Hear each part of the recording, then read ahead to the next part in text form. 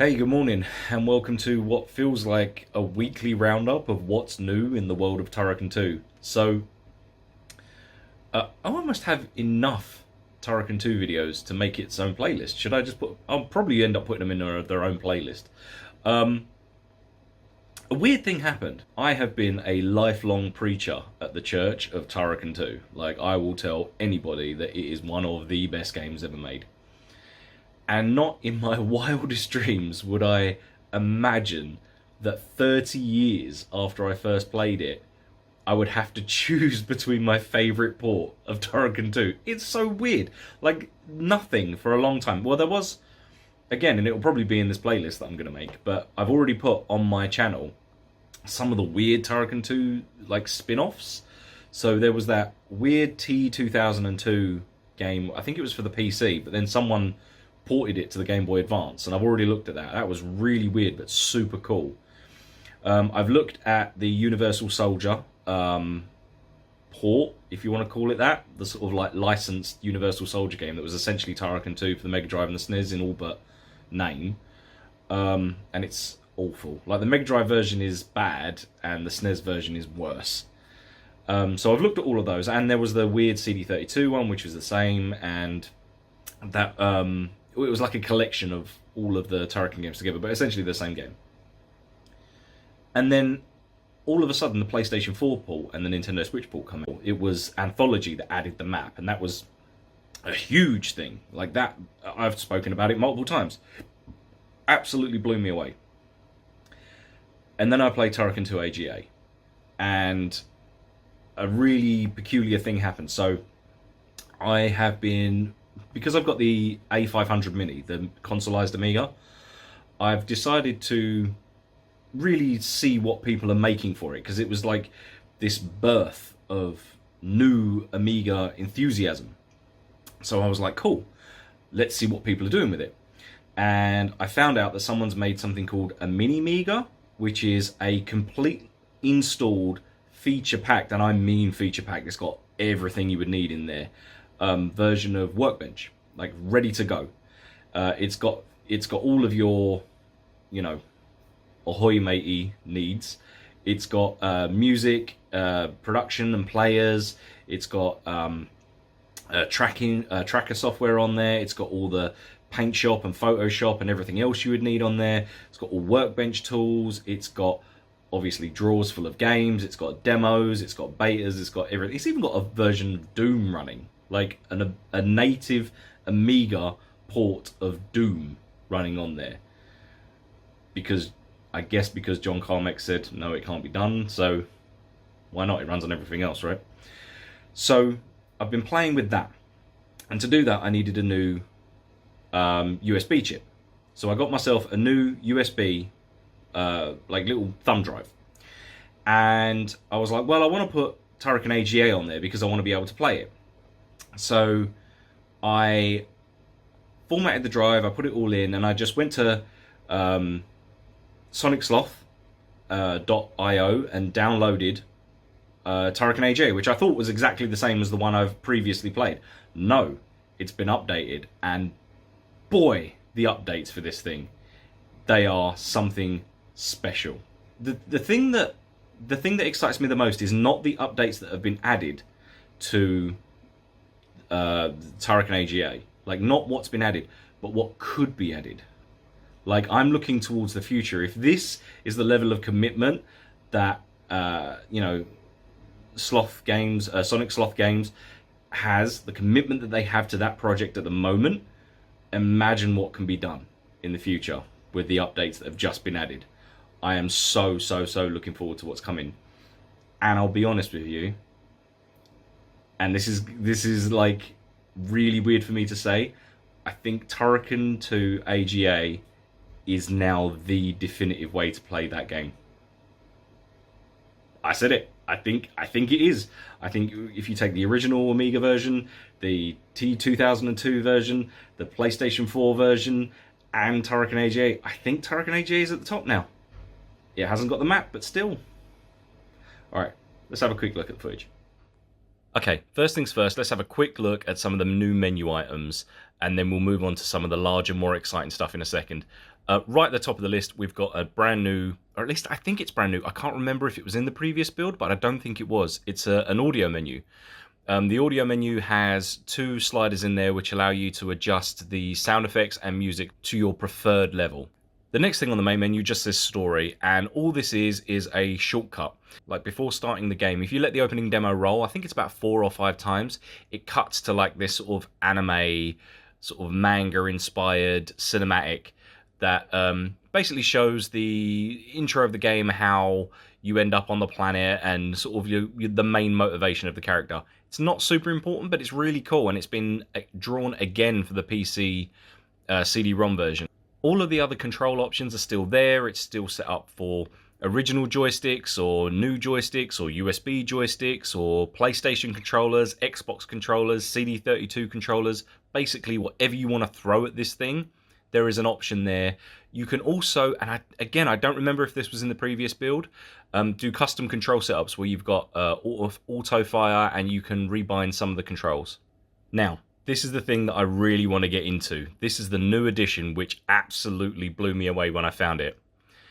Previously, when I was talking about this version of Turrican 2, I said, oh, it's amazing that they've added a trainer, and it's amazing that they've added an easy, a normal, and an also hard and expert difficulty. So what that basically is on normal, the game is normal, easy, enemies have half health, and trainer, you can turn on all the cheats. For hard, enemies have expanded health bars or expanded health, HP points. And then for expert difficulty, you get 3 lives and there are no other lives in the game. You also get no continues. So you've got to finish the game on 3 lives. That's it. So I thought those were really cool. But then what I had never expected to happen, they've added 2 more ways to play the game. The first is New Game Plus. So what New Game Plus is, every single time you beat the last boss, it runs you back to the beginning of the game. The one where, the Desert Rocks plays, where you come out and then you're in the first level again. And what it does is it keeps all your lives and it keeps your score and you start again. But every time the game rolls over, enemies have slightly more health. Everything hurts you slightly more. And it just gets more and more progressively more difficult. Now, I'm playing this New Game Plus, and I am on my 4th rollover, and I'm at the point now where anything, even the smallest enemies, 2 little hits and you're dead. So even though my lives carry over, I've maxed out the life counter, I was at 99 lives, rolled into the first level again, and everything is killing me. It's really, really cool. I really love New Game Plus, even though because I'm on my 4th playthrough, it's like New Game Plus, essentially. But yeah, excellent feature. I just want to know how far I can go, because again, you get no continues. So even though you can build up a huge stockpile of lives, it's going to get to the point where everything is touching you and killing you instantly. Like, it doesn't matter how many power-ups are in the level. Like, those auto-scroller levels are going to absolutely batter you. So yeah, I'm going to keep going, and then I'm going to see how far I can get and how many New Game Pluses I can get through before I eventually succumb to everything touching me and killing me in one hit. The last new addition and the last new way to play is a speedrun mode. This is super, super cool. So speedrunning is a thing that has exploded in the last decade. So why not just build in a speedrun counter? And so what speedrun mode does is it takes where your score would be on the little status bar down the bottom and replaces that with a timer. The timer also stops during loads, so it doesn't really matter what system you're playing it on, because your times are going to be roughly the same. Personally, if I had to predict, I would say that PS4 speedruns are going to be probably the quickest, followed by the original Amiga, because there are certain little tricks that you can do. I mean, I guess they're glitches. So for example, on the first level, the wind that pushes you back in just before you hit the section with the first boss, if you press jump and then down and towards and then jump and then down and towards like a sawtooth, you can just basically go through that wind. Like it doesn't stop you. And also on the second level, up the top with running water, if you do your special move there, you can just wiggle down left, down right, down left, down right on the joystick and work your way straight to the exit. So there are all these little sort of glitches that will mean that the Amiga version is probably going to be the fastest one. But I would love to see someone do a dedicated speed run. I did a quick run, a very quick sloppy run of the very first level, and I can skip the first boss and I can get to the end in under 2 minutes. And that's me being super sloppy doing it for the first time with the gold suit. So I would love to see what someone who's really got, you know, their chops, how fast they can go through Turrican AGA with this speedrun mode. I cannot wait to see videos start coming out. The last new addition that I want to give a shout out is super cool. So in between levels now, the screen will quickly cut to black and then quickly come back again. And I couldn't work out what was going on. I wondered whether it was a bug or what, but what the game's doing is auto-saving. If you just cut power to the machine or turn off the machine or just, you know, straight up quit the game, when you come back, you can just select continue where the start game option on the main menu is. When you click on that, it says, would you like to start from the beginning or would you like to continue where you last were?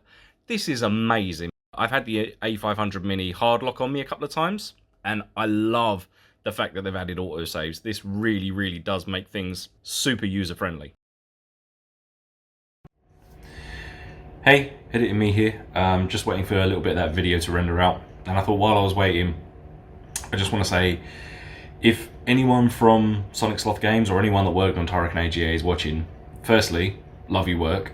Secondly, I just want to ask a small, well maybe it's not small, I don't know. I don't know anything about making games. Maybe it's not small at all, maybe it's actually really big. But if you guys have ever considered adding a randomizer to this, I would be incredibly happy. Like, I don't care what it's randomizing. Maybe instead of getting the same things out of the box or one-ups in the same place, imagine just the little question mark power-up blocks from the auto-scroller section. Like, swap those around. Swapping around, again, like I love what you did with changing the one-ups into power blocks. I thought that was really cool.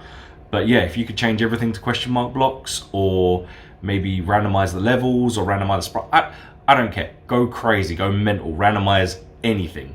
The one thing that Turrican 2 needs to be is made harder. And I love what you did with the difficulty, but still, if you could make it like completely mentally crazy by like swapping everything up, that would be amazing. Also, again, I love what you did with being able to select between the PC CD-ROM sprite and the Amiga sprite. I thought that was so cool. But there are also other Turrican sprites. Like, could we get maybe the Super Turrican sprite in there, or the Mega Turrican sprite from the Mega Drive and the SNES respectively? Like, I don't know how hard that would be, but that would be super cool as well. Like, you've really sort of opened me up to the possibility of maybe let's just go crazy, let's just add some more stuff. Anyway, I don't know. Like I said, I don't know anything about game making. Maybe it's really hard. Maybe it is. Maybe it can't be done. Maybe it can be done. I don't know. But anyway, just wanted to throw this in there. Thanks. Peace.